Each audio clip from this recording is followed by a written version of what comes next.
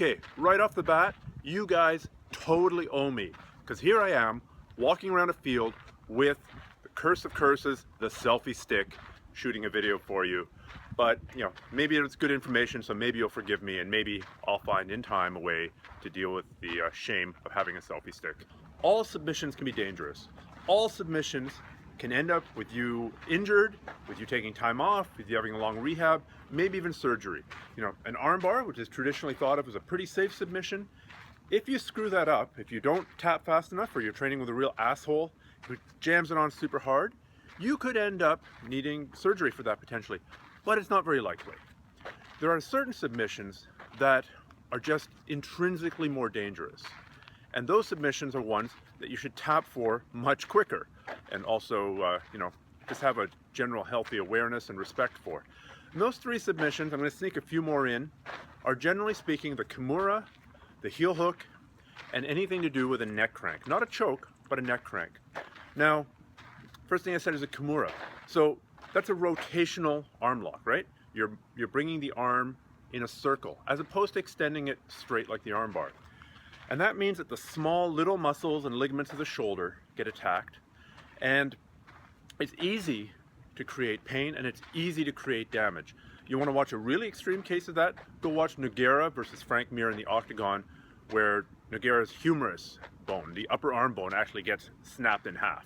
So that's kind of the worst case scenario for the Kimura. You get caught in a Kimura, tap quick. As a subset of the Kimura, we'll include the Americana. Instead of rotating the arm down, you're rotating the arm up. It's not quite as dangerous as a Kimura, but it can also screw up your shoulder. So you don't want to fight out of that one for too long either. Now the next one to watch out for and to tap really early to is the heel hook. So that's a rotational leg lock where you're essentially twisting the person's foot relative to their knee and their knee relative to their hip. Now when you're doing that, you're attacking not the big muscles, not the quad, not the hamstring, not the glute, but you're attacking the little tiny ligaments and things holding the foot and the knee together. Things like the anterior cruciate ligament or the posterior cruciate ligament. In the case of the heel hook and the reverse heel hook, you're attacking those cruciate ligaments. You're attacking the small ligaments of the foot, depending on how exactly you're doing the heel hook.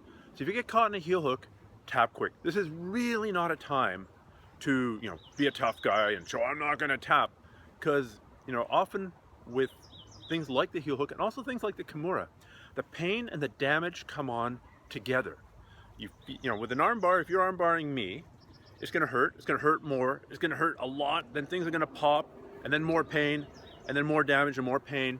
So I get fair warning. With a heel hook, it's not the same. With a heel hook, the pain and the damage come very close together. You might, if you're applying it to me, I might feel a bit of pain, and if I resist that, pop.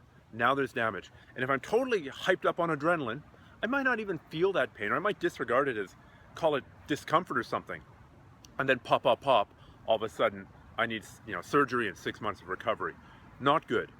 The other submission that I would encourage you to tap early to and not be a tough guy for are neck cranks. Most of the neck cranks I'm talking about are the ones that crank your head down, like can openers, or the stocks, or cervicals, or the ones that twist your head, or put your head in an awkward angle and then bring it forward. These would be things like clockhead scissors, or where your head gets caught in a real awkward angle. And you feel a bit like a chump tapping out, because it's not a choke. I can still breathe. And it's not a clear submission often. I'm just caught in an awkward position. But if you don't tap and you damage your neck, you know what? A damaged neck is usually for life. Yeah, you can get better, you can do physio, there's some surgeries you can do. But by and large, if you really screw up your neck, you're going to be dealing with that screwed up neck for the rest of your life, and certainly the rest of your grappling career. So, okay, you're in the heavyweight finals of the UFC, and somebody's got you in a crucifix, and you think you can get out. Or you can last to the end of the round. Fine. You're a big boy, you can make your own decisions. But for God's sake, you don't want to blow your neck out in class, sparring with a classmate just because you're a tough guy, and then pay that price for the rest of your life. So, 3 submissions you should tap too early and tap too often would be the Kimura, the downward rotational arm lock, to some lesser extent the upward rotational arm lock as well. The heel hook, both the regular heel hook and the reverse heel hook, and anything to do with the neck, in the neck crank sense of things. It's just not worth the price. It's just not, I mean, you need one more argument? How's this? If you screw yourself up, if you injure yourself, then you can't train. And if you love training, then injuries are mainly a thing to stop you from training. So don't get injured. Don't get hurt, don't get injured, and you'll get better much faster. If you like this first installment of the selfie stick monologues, let me know in the comments below, and I'll do more of them. Don't worry, I'm not going to stop doing the higher production value, technique videos in the dojo. Those are still coming, I promise. It's just a little something to make the wait times a little bit more bearable. All right, take care, be safe, and good luck with your training.